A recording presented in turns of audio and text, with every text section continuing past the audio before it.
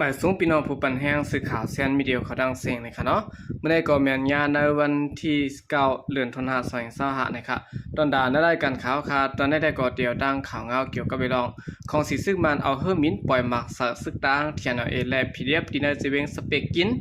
มีคนรู้ตาย1เกาะหมัดเจ็บ10เกาะนะคะเดี๋ยวดังข่าวเงาปางตึกในเกี่ยวกับซึกมันและเทียนเอเขาในเสียวก็มาผักดอนปันพี่น้องเขากะนะคะบิ๊กซัมมาภายด้านของสีซึ่งมันเขาในปืนเผาสืบยึดข้ายามกึดตึกแทงเลือน1วันในเซตะกวยกาตั้งตึกมีรองใจตื้อเฮอร์มินปล่อยหมักสาวตีวานเยทอดเจเวงสเปกินเติงมันเตเลอันจุ่มซึกลอยเทียนเอและลังพีดีเอฟเขากุมกำไว้แทงเสเฮ็ดให้คนมันปืนตีไล่ลูกตายกว่า1ก็และมีคนบาดเจ็บแทง10เกาะนะคะหลายหัววานในวันที่7เดือนธันวาคม2025ข้ายามกลางวันเตียง12โมงนั้นตับซึ่งมันเขาเฮอร์มินแก๊สไฟตะลำ1มินเข้ากว่าปล่อยหมักลงสะเคินเยก้นหวานเยทอดอันมีจุ่มลูกพื้นเขาตรงหนึ่งไว้เสื้อหิมความนั่นสิแลเฮ็ดให้เคินเยก้นมันปืนตีลูกก้อยยอกย่อยกว่าหลายหลังในเขาลงในก้นมันปืนตีลาดในที่ตั้งสื่อข่าวเขาว่าเจอขายะเมื่อว่าในเขาเฮอร์มินมาปล่อยหมักแทงลองก้นตุ้มเตอร์ก็มีเขารายลูกตายกว่า1ก็เลยมาเจ็บย่อม10เกาะนะครับในก้นมาเจ็บ10เกาะในเป็นผู้ชาย7ก็เลยผู้หญิง3เกาะวันนะครับเมื่อวันที่20เดือนธันวาคม2525นั้นก็ตับซึกแกดแขกกวนเมืองสิเวงสปิกกินปืนภาวะย้อนเฮอมินแก๊สไฟตามาปล่อยหมากสวันยีทอดนั่นแหละที่ได้มีคนมันปืนติรายลูกตายกว่า13เกาะนั้นมีปะดังหลวนนะครับแต่ได้ปันสุนเข้ายามจะแถมก้นเสื้อในทบเพแผ่นดินไว้นั่นภายซึ่งมันเขาไล่ปืนเผากึดตึกเดี๋ยวนั้นเลือนเปิด2วันต่อบ่ถึงในวันที่30เซตะซึ่งมันในมีรองใส่ตื้อเฮอร์มินปล่อยหมักสะและสืบโทษซึกเหล่าตึงในปืนตีอันมีสนุกพื้นเขากุมกำไว้เมื่อนังเวงสเปกกินจะเวงมัตยะจินกูเมืองกุดหนองเขียวเสื้อในมาหาวแห้งอำทัดไม้นะครับโอคันได้ก็เป็นไล่สร้างภายด้านของสิซิกมันไว้เสเขาปืนเผาสืบอายุนะครับเนาะสืบต่ออายุลองในกึดตึกนั้นแทงข้าวร่าง1เดือนนะครับสืบเสนอข่าวขึ้นมาถ่อมด้วยข่าวเงาเกี่ยวกับไปลองก้นวันและจีเบ้งนำคำเลยวันกันโคมกันในการสื่อสารคัดลอนซึกตั้งเทียนหน่อยและจุ้มคอบันนีคุดหินแห่นะครับย้อนเปิดซึกตั้งเทียนหน่อยโคมจุ้มคอบันนีเสและคุดหินแห่ยาเก้าเถื่อนร้อยน้ำดินหินพาสัพพวะและสังฆาและกวนเมืองต่างในจีเบ้งนำคำจึงไตปะทองนั้นจังอ่อนกันออกมาลุกขึ้นในการสื่อสารคัดต่อคอบันนีและเทียนหน่อยเขาถึงตีหมอหินแห่ลอยมันจากวันนะครับเมื่อวันที่5เดือนธันวาคม2025ป่นมาในมีกุนวันเจ้าต่างและตีมันจากในปังยกนั้นหมอก1ปากก็ไปเหมือนเจ้าสังฆาเจ้าอ่อนโหสิและคมกันออกในการสื่อสารคัดต่อซึกต่างเทียนเจื้อนก็คุดเอาหินแห่ตีสันลอยมันจากอันมีภายตั้งเจียงจานวันตกเวงนำคำนั้นได้ฮู้จอมหนังไหนและฮู้ว่าเจอหิมหอมในปืนตีอันออกหินแห่นั้นเตมีวันเจ้าคือต่างเขาอยู่เศร้าไว้หลายวันเสียและการขุดหินแห่ในจังเตมาไว้หลังซึกต่างเทียนเขาซิมเอาไหลเวียงนำคำนั้นเกวและฮู้ว่าเจอจ่าผู้มีจันเขาซ้ำมีเงินเขาทงเขาทองเขานำปืนตีเสมกะ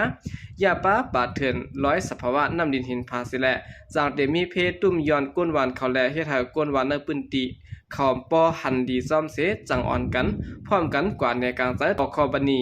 อันคุดเอาหินแห่ถึงตีอองคุดค้ำหินแห่นั่นสิแลซึกต่างเถียนเขาอันเอาข่มลมไว้นั้นซ้ำจอมให้หามก้นหวานเขาสิแลเฮ็ดให้ซึกลอยเถียนและก้นหวานไหลเทงหม้อพิษโหกันขึ้นในเขา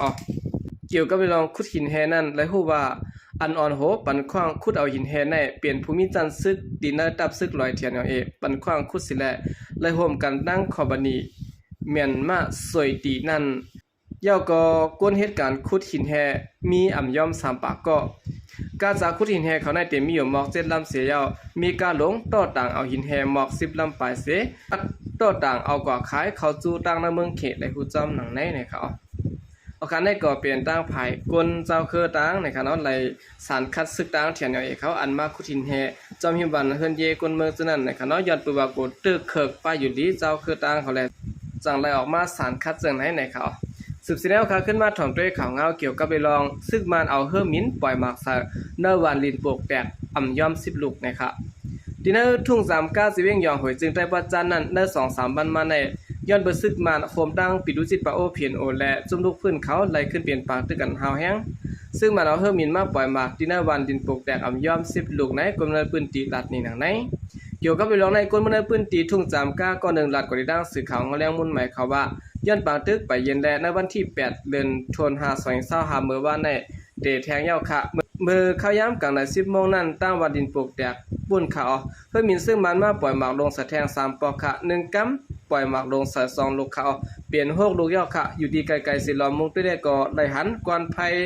ยอออกซื่อนั่นก้วยไล่หัวใหญ่ลองตุ้มเตอร์นั้นได้ก่อนไล่หูจอมค่ะก้นหวานเจอหิมอันเปลี่ยนปางตื้อนั้นได้ก่อนกันเงื่องปลายเพกันยาวหลัดนี่หนังไหนแต่โมโหเลินเมมาในซึ่งมาในร่างจุ่มซึกปิดุสิตปะโอเพียนโอเขาโทษซึกเขาจุ่มลูกขึ้นในทุ่งจามกันนั่นเสียแหละ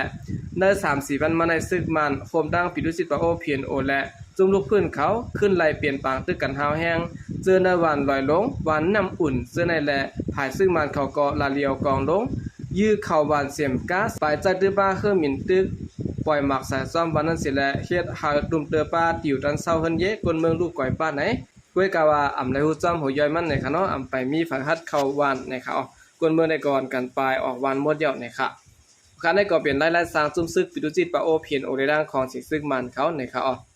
สืบสิแนวค่ะขึ้นมาถ่อมด้วยข่าวงาวเกี่ยวกับเรื่องก็ซึกก็หารอาเสียแซดและคนเมืองผมกันสื่อต่างเฮ็ดโคดินจีเวงหลอกจอกนะคะในวันที่7เดือนธันวาคม2025แน่ก็ซึกก็หารตับซึกถึงไตอาเสียแซดSAในตับกอง672ได้ดังคนในพื้นที่โฮมกันเสือตั้งเฮ็ดโคในเซเว่นหลอกจอกซึ่งได้ประจานตี1นะคะอยู่ดีคนเมืองก็เปลี่ยนอันยินจมขอบใจถึงก็ซึกก็หารตั้งเสียงอันไหลมาใจแถมผมเฮ็ดผมสร้างจอมคนเมืองแต่อยู่นะคะเอาคันได้ก็เป็นรองตรงหนึ่งตั้งภายตับซึกถึงไตอาเสียแซดSAเขานะคะสืบสินเอาขาขึ้นมาถ่อมด้วยข่าวเงาเกี่ยวกับไปลองกวนเมืองเวียงสีเปาะก่อนหนึ่งเหยียบเงี้ยหมากแตกขิมตับเก่าซึกมานะคะเมื่อในวันที่7เดือนธันวาคม2025เข้ายาม12โมงปลายนั้นก่อนเปลี่ยนใจอายแล้วอายุ35ปีก่อเหยียบเงี้ยหมากแมงพังดินขิมตับเก่าซึ่งมันตีวันกุ้งโจสีเวงสีปอสิแลจากหมากเตือนยะตีขามันภายขวาเลยมาเจ็บเฮาแห้งบันนะคะกุนเมืองก่อนหนึ่งหลันเนี่ยว่ามันกว่าพันพื้นตีขิมตับเก่าซึ่งมันตับคระยะ23นั่นเขาอำสานถูกสิแลเหยียบยะหมากแตกในเขาขาภายขวามันใจเลยมาเจ็บเฮาแห้งค่ะเอาตัวมันส่งถึงห้องยายอดนังเก่าจ่องถึงตีไลตัดเปลี่ยนขาเฮือนมันได้ก็เป็นสร้างลาดขาว่าไหนเดือสินั้นย่างสืบรัดเทียงวาดในตับเก่าซึ่งมันนั้นเมื่อวันตั้งก่อยามมีก้นก่อเหยียบย่ำหมากแตกยาวปองหนึ่งค่ะซึ่งมันเขาตีแลบกลางไว้พ่อเปลี่ยนปางตึกจอมซึ่งลอยเทียนเอาเมื่อปางตึก102เซตปอกำ2นั้นเขาวันนั้นซึ่งลอยเขาตึกซิมได้สิแลซ้ำอ่ำเพียวเป็นหมากแมงอันซึ่งมันเขาห่างกลางไว้นั้นแหละสั่งเป็นเพชรดอกคนเมืองพวกก็หันอยู่เศร้าจอมจนนั้นหลัดนี่นะไหนเมื่อปนมาในเดือนธันวาคม2025นั้นมีคนจ้าอายุ50ปีไปก็หนึ่งก่อหยิบเงี้ยหมากแดกในตับเก่าซึ่งมันระยะ23นั้นเหมือนกันเสียแล้วรูซุ่มกวาดดินคอนหนึ่งเหมือนกันในเขาออกคันได้ก็เป็นข่าวเงากลเมืองในค่ะเนาะ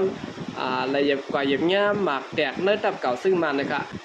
แล้วก็เฮ็ดให้มันใจเลยว่าเจ็บหาวแห้งในเขาได้ก็ตื่นรัดไว้สีๆในค่ะเนาะ